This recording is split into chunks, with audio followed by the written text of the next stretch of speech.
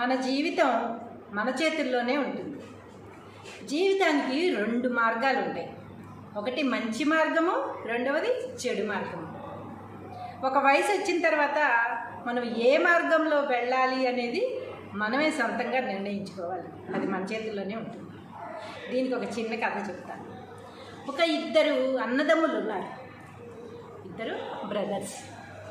వాళ్ళు అందులో ఒక అబ్బాయి ఫుల్ తాగుబోతు అయిపోయాడు, జోదం ఆడతాడు. మ్యారేజ్ అయితే అయింది కానీ పెళ్ళాం పిల్లల్ని హింసించుకు తింటూ ఉంటాడు. ఇద్దరు ఒక తల్లి కడుపుని పుట్టిన వాళ్ళే. మరొకడు చక్కగా చదువుకున్నాడు, సాఫ్ట్వేర్ జాబ్ చేసుకుంటూ మంచి ఉద్యోగం, మంచి జీతం, హాయిగా ఇల్లు కొనుక్కున్నాడు, పెళ్ళాం పిల్లల్ని పోషించుకుంటూ ప్రేమగా చూసుకుంటున్నాడు. అయితే చూసిన జనాలు అందరూ ఏమంటారంటే, అబ్బా ఈ తల్లి ఎంత బాధపడుతుందో ఈ బిడ్డను చూసి, ఇలా తయారయ్యాడండి వీడు అని చెప్పుకుంటూ ఉంటారు. అయినా ఒక చేతికి ఉన్న 5 వేళ్ళే ఒకలా ఉండవులే అని వాళ్ళే మళ్ళీ సరిపెట్టుకుంటూ ఉంటారన్నమాట.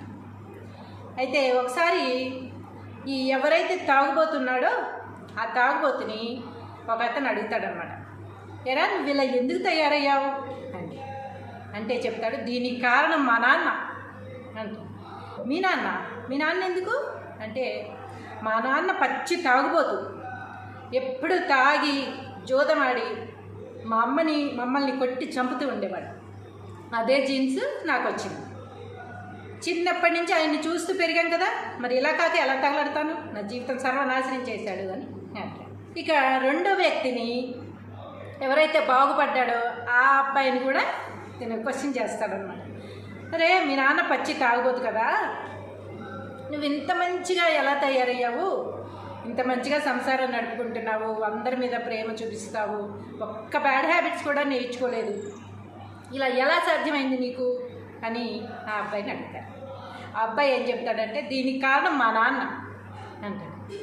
మీ నాన్న అదేంటి అంటే, చిన్నప్పటి నుంచి చూస్తున్నాను మా నాన్న ఫుల్గా తాగడం, ఉన్న డబ్బులు తీసుకెళ్ళిపోయి ప్యాకెట్ ఆడడం, వచ్చి మా అమ్మని చావగొట్టడం, ఇది ఆయన చేసిన పని.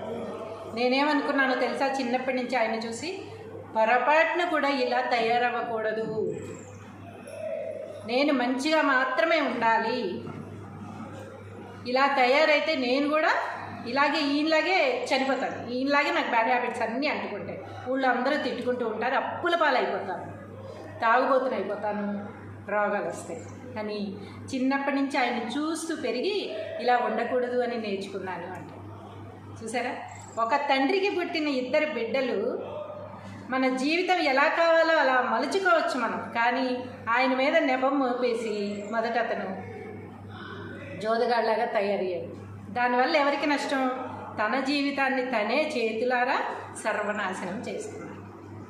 మరొక అతను సేమ్ సిచ్యువేషన్సే కదా అతను కూడా చూసింది, కానీ దాని నుంచి ఏం తీసుకున్నాడు, మంచిని తీసుకున్నాడు. ఏమని, ఇలా జరగకూడదు, ఇలా ఉంటే జీవితాలు ఇలా అవుతాయి కనుక ఇలా మనం ముందుకు సాగకూడదు, మనం మంచి బాటలో వెళ్ళాలి అని ఇతను అనుకుంటే, మనం చెడ్డ బాటలో మాత్రమే వెళ్ళాలి, ఏం చేస్తాం, నా తండ్రి అలాంటివాడు కదా అని సరిపెట్టుకుంటూ అతను ఆ బాటలో వెళ్ళిపోయాడు. కాబట్టి మన జీవితం మన చేతుల్లోనే ఉంది. తండ్రి అలా చేశాడు కనుక మనం కూడా అలాగే చేయాలని రూల్ ఏం లేదనమాట. మన జీవితాన్ని మనం మలుచుకుని, తండ్రి మంచివాడైతే పర్వాలేదు, మంచి బుద్ధులన్నీ నేర్చుకోవచ్చు. ఒకవేళ చెడు అని మనకు తెలిసినప్పుడు చెడును పక్కన పెట్టేసి మంచి మాత్రమే తీసుకుని మన బాట కూడా మంచి బాట వేసుకోవాలి.